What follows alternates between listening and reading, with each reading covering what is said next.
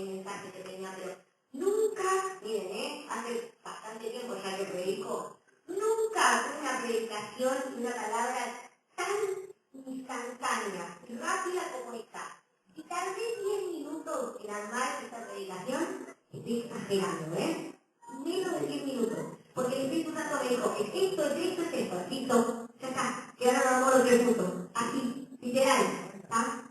Así que algo, no sé, abra sus oídos espiritual porque algo le quiere decir el Señor con esto. Si yo no hubiera sido tan gráfico y tan puntual en el mensaje. Yo decidí ponerle la predicación, los hijos nos parecemos a los padres.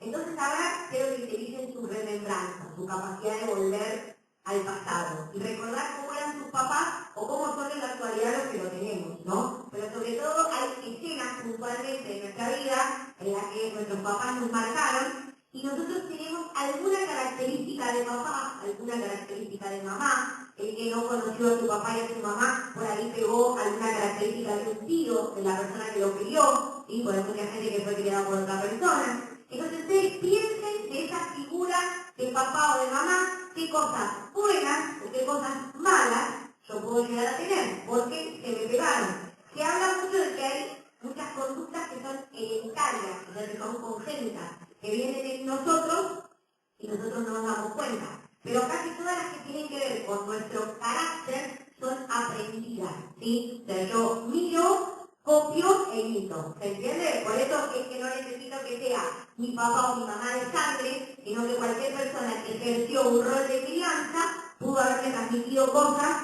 ¿sí?, que me hicieron parecer esa persona. ¿Ya tienen alguna todos? ¿Sí? ¿Más o menos? Bueno, yo tengo 2 mías, por ejemplo, ¿no? Que yo esté hoy acá parada hablando, ¿a qué les recuerdo? A vos. Claro, miren, ¿a quién me parezco? Bueno, eso es lo que, esa es la característica que yo heredé de mi papá. Voy a decir las buenas, ¿no? No voy a decir las malas. Voy a decir las buenas, nada más. Esa la heredé de mi papá. Y después, una cosa que muchos conocen de mí, yo en mis peores momentos de crisis tomé una forma de comunicarme con Dios, que siguió siendo mi forma de comunicarme con Dios toda la vida, que es a través de la escritura. ¿Sí? Todo lo que ven acá hay pilones de cuadernos escritos y escrito, bueno, es que yo hablo con Dios escribiéndole, ¿no? Me escribo versículos, le hablo a Dios a través como si fueran cartas. Entonces, eso lo aprendí de mi mamá. Cuando yo era chica, en mi casa había un problema gravísimo, una situación muy fea, y ella durante todo ese proceso tenía un montón de agendas escritas, y yo iba y las estudiaba, y las asociaba, y las leía, ¿sabes? Entonces, ahí tomé la baña, porque dije, mira, este está saliendo de esta crisis con esta actitud, así que, ojos, papá, ¿qué hacemos en los momentos de crisis? Porque esa va a ser la forma en la que nuestros hijos van a resolver las crisis muchas veces, ¿sí? Porque nuestros hijos aprenden de lo que ven, ¿sí? Entonces, si papá, ¿cómo resuelve la crisis? Emborrachándose, ¿qué va a hacer el hijo cuando sea grande ante una crisis? Si papá resuelve la crisis gritando, o mamá resuelve la crisis gritando, ¿cómo va a resolver la crisis? ¿Sí? Bueno, la única forma de que yo adopte una nueva identidad y logre sacar de mí eso que no está bueno, que yo aprendí de mi papá y mi mamá, tiene que ver con tomar una nueva identidad. Siempre hablamos, y lo vamos a ver en profundidad, hiperprofundidad, en el discipulado, que tenemos nuestra primera identidad en Cristo. Lo primero que yo adquiero cuando le digo al Señor, Señor, sé mi Rey. ¿Qué identidad? Hijo. Yo me transformo en hijo. ¿Sí? La Biblia nos va a decir en un versículo que a mí me encanta, que dice, mirad con cuán amor nos ha amado al Padre, que nos hizo hijos de Dios. ¿Sí? La obra de Cristo es lo primero que nos convierte así automáticamente en hijos de Dios. Y después la Biblia nos va a seguir diciendo, no solo sos hijos, sino que sos hermano de Jesús y sos coheredero con Jesús. O sea que miren todo lo que hay, pero bueno, vamos a quedarnos en la idea de que somos hijos. ¿Está? O sea que así como yo aprendo un montón de cosas de mis papás terrenales, también puedo aprender un montón de cosas o pegarse un montón de actitudes de mi papá celestial, ¿verdad? Bueno, Hace un rato estábamos cantando una canción. Yo voy a decir cómo era y cada uno me va a decir que a ver se acuerda qué palabra es. Es un juego, el que adivina la canción. Dice.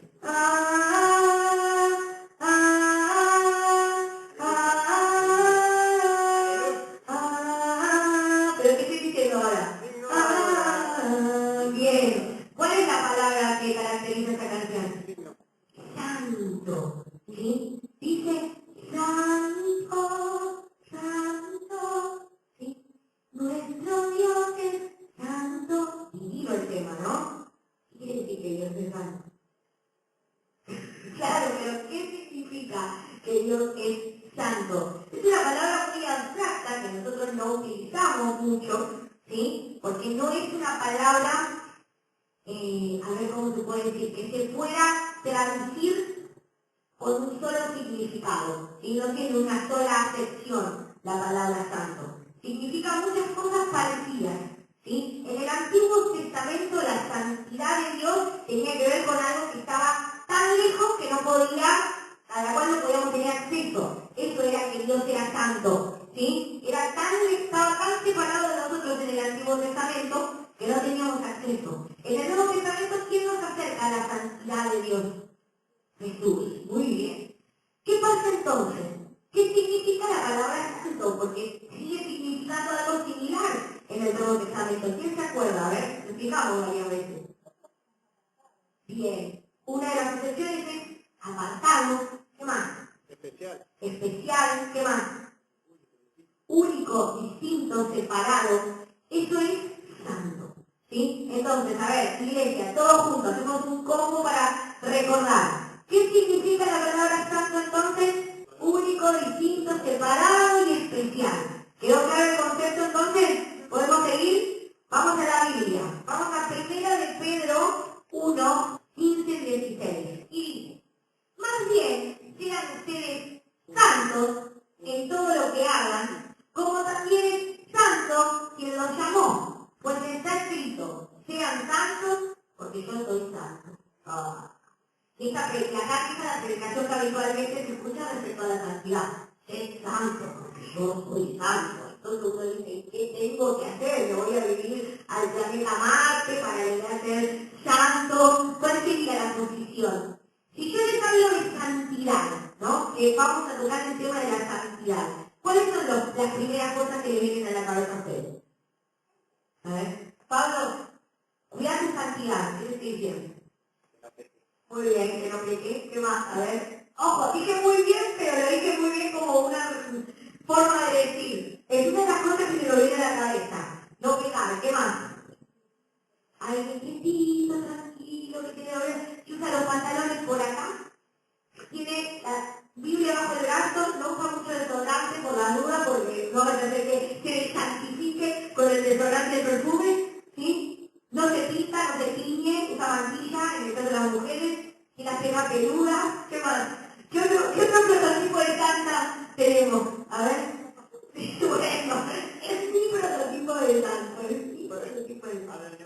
Ahora que va lo justo por esta telenovela venezolana en la adoración, ese es santo, santo, ¿sí? Bueno, parece que todo eso es santo, que tiene esa palabra o que tiene esa conducta, no tendría nada que ver con el concepto de santo de la Biblia, ¿sí? La Biblia nos dice, Dios es santo, es una de sus características, y vos tenés que ser, ¿cómo? Santo.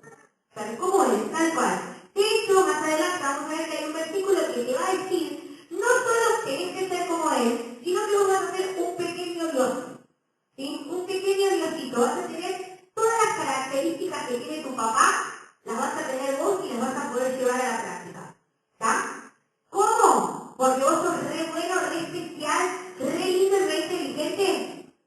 No, por la obra de Cristo. No tiene nada que ver con lo que somos, no es porque Él es re maestra, es santa, ¿sí? No, lo maestra no la hace santa. Es la obra de Cristo la que me hace santa. Y ahora vamos a ver entonces qué es ser santo, si Dios es santo. Hablamos de que ser santo es ser especial, ser único, ser impactante, ser impresionante.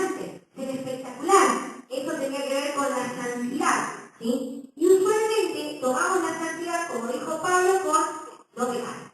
Entonces nos empezamos a imaginar a Dios como un policía cósmico, ¿no? Está entre los planetas, aquí escondido, esperando a que Pablo peque.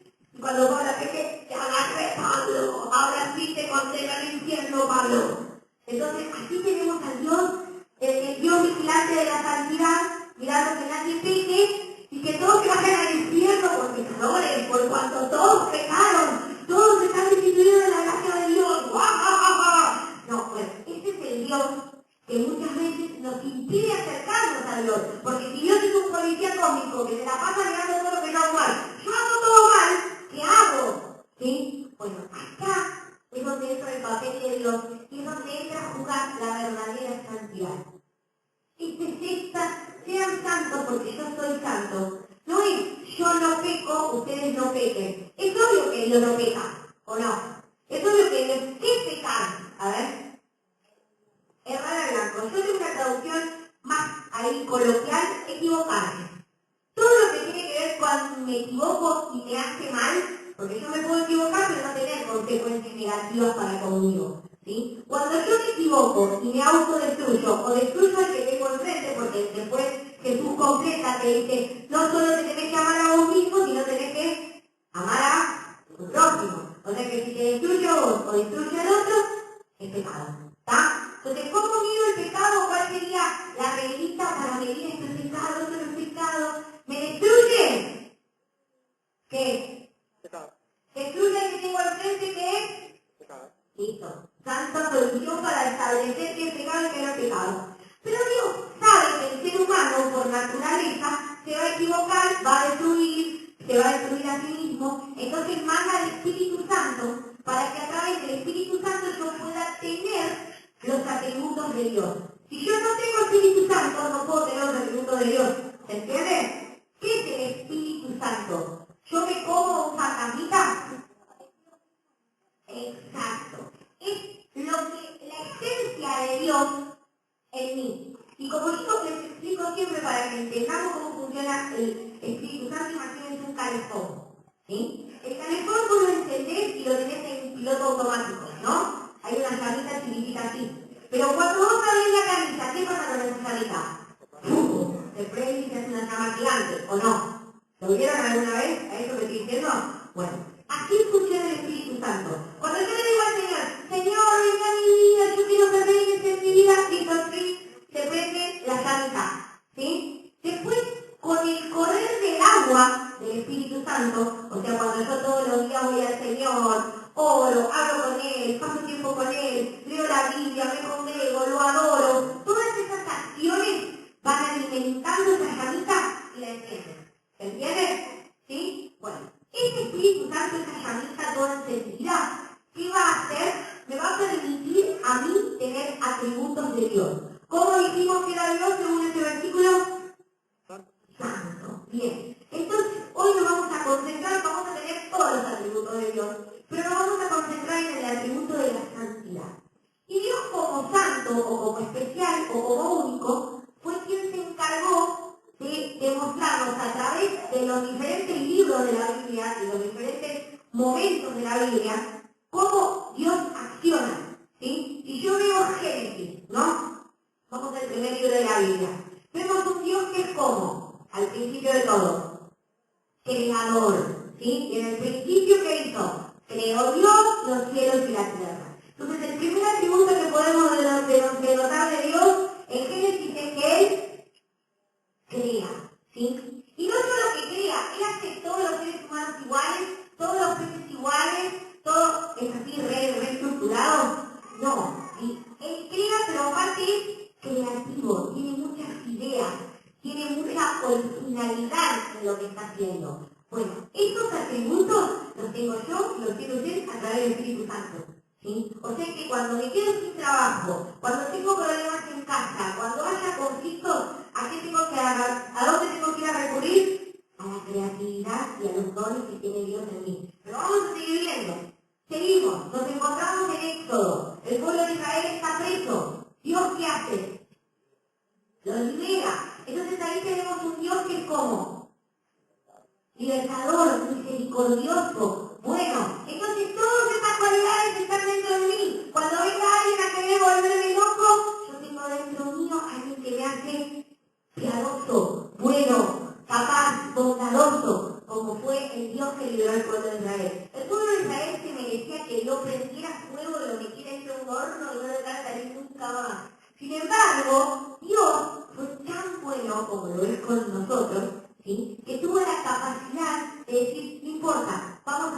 por Moisés. Voy a enviar a Moisés y voy a seguir a Moisés. Pero por ese yo voy a salvar al pueblo de Israel. ¿Ah? Bueno, así actuamos nosotros. Dios nos da a nosotros estos atributos para ver en aquel un montón de cualidades y poder depositar todas las expectativas en que ayer ver la foto final de ayer, verlo predicando en una cancha llena de gente, contando su testimonio, revolucionando la zona en la que está. ¿Ustedes creen que Dios puede hacer eso con la vida de alguien? Listo, lo puede hacer con cada uno de nosotros. El tema es que nosotros tenemos que aprender a ver a los demás con los ojos de Dios. ¿Sí? Eso fue el atributo que tenemos del Espíritu Santo. Yo miro y lo veo al chico que tengo adelante. Veo la foto final. Veo lo que Dios ve de esa persona. Y no lo veo porque yo sea re capa y re especial. Ese es el atributo que me da el Espíritu Santo. ¿Se entiende? Seguimos. Nos vamos a... Pasamos todo, nos vamos a Samuel con los reyes, a los jueces, donde aparece Sansón, donde aparece Gedeón, ¿sí? Vemos un montón de personajes que conocemos y ahí vemos cómo es el carácter de Dios. Por ejemplo, ¿sí? ¿Qué pasó cuando el pueblo de Israel estaba por perder una batalla? ¿Qué hacía Dios? ¿No se acuerdan cada vez que el pueblo de Israel estaba por perder una batalla? ¿Qué pasaba? En el caso de Moisés tenía que levantar una, pero siempre Dios hacía una advertencia, ¿sí? Si era que se estaban equivocando, les mostraba por dónde tenían que caminar. Si era que el problema estaba en que, a ver, quiero pensar en una historia en particular. Es que habían robado algo y había alguien que lo tenía escondido, Dios también lo advertía. O sea, Dios era un Dios que sabía tratar a la gente, que tenía empatía, que sabía ponerse en el lugar del otro y que sabía dar oportunidades. Era un Dios de oportunidades. Decía, bueno, listo, te equivocaste, lo solucionás, seguimos. ¿Sí? Bueno, estas características se asientan en nosotros. Después yo seguiría anotando. Tenemos un Dios inteligente, un Dios que prefiere a los otros por encima del mismo, que es el ejemplo más claro de Jesús. Jesús se negó a él mismo para que nosotros pudiéramos tener salvación, para que nosotros pudiéramos tener acceso a Dios. Él tuvo que decirse no a sí mismo. ¿Cuál después estoy yo a decirle no a lo que yo quiero o a lo que a mí me pasa? Bueno, la única forma de yo poder tener estos atributos de santidad que tiene Dios es a través del Espíritu Santo. ¿Sí? Y eso es lo que quiero específicamente que entendamos esta noche. Nosotros muchas veces, como sabemos que Dios no vino a buscar algo especial o algo espectacular, sino que vino a buscar a lo que nadie quería, a lo inútil, a lo inservible, nos creemos que seguimos siendo inútiles, inservibles, que nadie nos quiere. Bueno, no. Dios vino a buscar esto, pero una vez que lo encontró, ¿qué hace con esto? Lo transforma, ¿sí? Transforma esto a cosas a su imagen y semejanza, ¿sí? Entonces, una vez que lo agarró y lo transformó, usted y yo tenemos todas las capacidades que tiene Dios y que tuvo Jesús para poder transformar la tierra, transformar mi familia, transformar mi trabajo, transformar mi mente, ¿sí? Con mi fuerza, con mi capacidad, no, a través del Espíritu Santo. ¿Y cómo hago para alimentar el Espíritu Santo? ¿Cómo hacíamos para que la llamita quede chiquitita? Si yo quiero calentar agua con esa llamita chiquitita, sin prender el piloto, sin prender el fuego grande, ¿lo logro? ¿Caliento el agua? ¿Me puedo pegar un baño con esa llamita? No, necesito tener prendida la fogata grande para que el agua se mantenga caliente. Bien. ¿Cómo hago para prender la fogata grande y que el agua se mantenga caliente? Pasando tiempo con Dios. Bien, pasando tiempo. Martu tuvo una materia en el seminario que se llamaba disciplinas espirituales. Esas son las que hacen que el Espíritu Santo que está en mí. Si yo no logro tener disciplina en mi espíritu queda así chiquitito, como yo les explicaba a los chicos en el discipulado.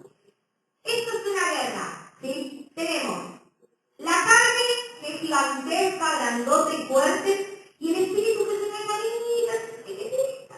¿Quién va a ganar en esta guerra? La carne, que es una gigantesca. La única forma de que yo deje de ser yo y pase a ser Espíritu Santo y pase a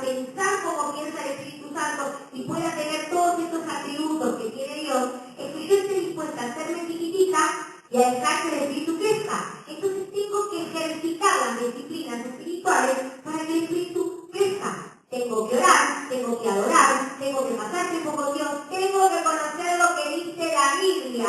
La Biblia, la palabra es viva y eficaz, más cortante que espada de dos filos. ¿Sí? La Biblia no es un librito que yo pongo ahí, lo abro y me bendice la casa. No, gente, la Biblia no tiene poder por ser un librito, tiene un poder cuando yo lo leo y hago carne lo que dice. ¿Se entiende? Cuando yo logro vivir esto, mi Espíritu Santo crece. ¿Sí? Entonces, ahí es donde yo me tengo que concentrar. A veces le damos un poder de santidad al libro. Y el libro no tiene ninguna santidad. La santidad la tienen las palabras en mí. ¿Sí? Ni siquiera las palabras por mí sola. Las palabras en mí. Ahí porque la Biblia tiene poder. Cuando eso se hace carne adentro mío. Entonces, ¿se puede ser santo? ¿Sí? ¿Y ser santo es no pecar? No. Ser santo es ser como quién. Como Dios. ¿Está? Entonces cuando te digan, ser santo, porque yo soy santo. Amén. Yo voy a ser santo, voy a ser inteligente, creativo, capaz. Y cuando yo me enfoco en ser como es Dios, ¿hay posibilidades de que me equivoque? Amén. ¿Entienden? ¿Por qué cuando hablamos de santidad está mal explicado? Porque siempre hacemos hincapié en lo que hay que dejar de ser para ser santo. Pero yo esta noche quiero que ustedes entiendan lo que tienen que hacer para ser santo. ¿Se entiende la diferencia? Yo tengo que parecerme a Dios para ser santo. No tengo que dejar de pecar para ser santo. ¿Está? Tengo que tener los atributos que tiene Dios. Piensen en el problema que tengan en ese momento. Elijan uno de los problemas. Pónganle número 1 al problema. A ver, ¿cuál es el problema número 1? ¿Lo detectaron? ¿Sí? ¿Más o menos todos lo tienen detectado? Hijo. Piensen si este problema número 1, si ustedes tuvieran la capacidad de Dios, no se podría resolver. Piensen. ¿Sí? Lo pueden resolver porque hoy les acabo de contar que tienen la capacidad de Dios. Ya está, lo pueden resolver. ¿Cómo lo resuelvo? Voy a Dios y me quejo y le digo, oh, nunca está cuando te necesito. Siempre lo mismo y lo empiezo a insultar. ¿Es el método? No, tengo que hacer crecer la llama para que el Espíritu Santo crezca, tome control de mi cabeza y me diga cómo resolver la situación. ¿Se entiende? Si no, siempre va a seguir actuando Flor y Flor se equivoca, porque esa es la naturaleza de Flor. Entonces la única forma de que Flor no se equivoque es que Flor no esté y esté el Espíritu Santo. Y sea Él el que tiene el control, ¿sí? El que lleva la bandera, el timón. Por último, vamos a leer Primera de Juan 2:27. Primera de Juan, no San Juan. Primera de Juan 2:27, y ya prometo que terminamos. ¿Se les hizo difícil entender? ¿No? ¿Están entendiendo? ¿No? Bueno, una clase práctica para ver, por favor. Primera de Juan 2:27. En cuanto a ustedes, la unción que él recibieron permanece en ustedes y no necesitan que nadie les enseñe nada. Esa unción es auténtica, no es falsa, y les enseñará algunas cosas. Todas las cosas permanezcan en él tal y como él les enseñó. Acá Juan está certificando lo que yo acabo de decir. Si yo dejo que el Espíritu Santo sea alborotote, capaz, Dios me enseña todo. No sé cómo hacer ese trabajo, Dios me lo enseña. No sé cómo resolver esta situación, Dios me lo enseña. No sé cómo criar a mi hijo, Dios me lo enseña. No sé cómo mantener a mi familia, Dios me lo enseña. Todo Dios me lo enseña. Está en la Biblia, si no, como diría hoy, arrancamos la Biblia. ¿Está? Lo acabamos de leer. Todo me lo enseña el Espíritu Santo. Y después va a seguir. Vamos a leer en San Juan, también seguimos con la escuela de Juan, 10:34 al 35. Dice así: ¿y acaso, respondió Jesús, no está escrito en su ley, yo he dicho de ustedes que son pequeños dioses? Si Dios llamó dioses a aquellos para quienes vino la palabra, y la escritura no puede ser quebrantada, después termina diciendo por qué los acusan de blasfemia a quien el Padre apartó para sí y envió al mundo.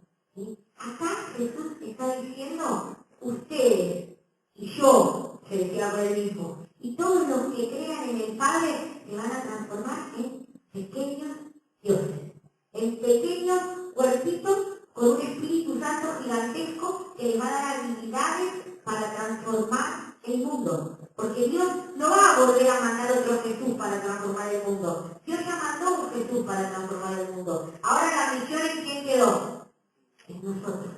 ¿Sí? No va a venir otra vez. Si nosotros vamos a quedar en casa esperando a que Dios mande otro Jesús tipo judío, bueno, no va a pasar. ¿Sí? Tenemos que entender que la orden de cambiar la realidad es tuya, es mía, es de mi hijo, es de las generaciones que vienen. Nosotros somos los responsables de cambiar la realidad. Y no la vamos a cambiar nunca, a menos que el que tome el control de nuestra cabeza sea el Espíritu Santo y podamos ser ¿sí? Distintos, apartados, especiales. Mi conducta va a ser otra si el Espíritu Santo está en mi cabeza. Automáticamente no me voy a tener que preocupar por no pecar, porque eso va a ser secundario. El objetivo va a estar puesto en ser como Dios, creativo, creador, especial, bueno, espectacular, increíble. Yo quiero ser así. Yo quiero eso para mí.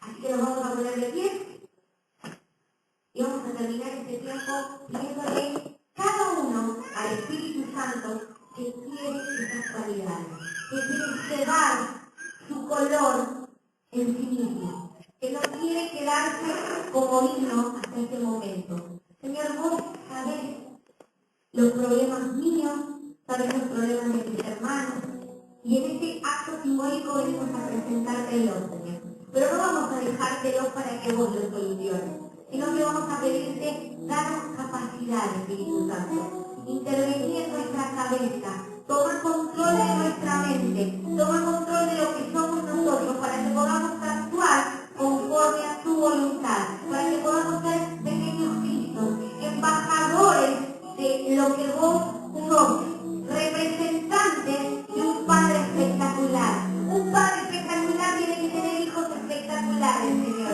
Y yo quiero ser una digna hija tuya, Señor. Quiero que me miren y que digan, se parece a mí, es mi hija, es igual a Dios, se parece a Dios, tiene características de Dios, es hija de Dios, no cabe duda de que es hija de Dios. Eso es lo que quiero para mí, Señor. Y yo te pido que en esta noche vos conversas a cada una de las cabezas que estamos acá de la necesidad de ser como vos, Señor. Ver la vida como vos, Señor. Cada día parecernos más a vos. Vamos a decir primero, antes de decir esta canción, quiero ver la vida como tú, Señor. Quiero parecerme a ti, de gloria en gloria, de fracaso en fracaso, de la situación en la que esté. Quiero ser más como tú, Señor. Quiero ver la vida como tú. Quiero parecerme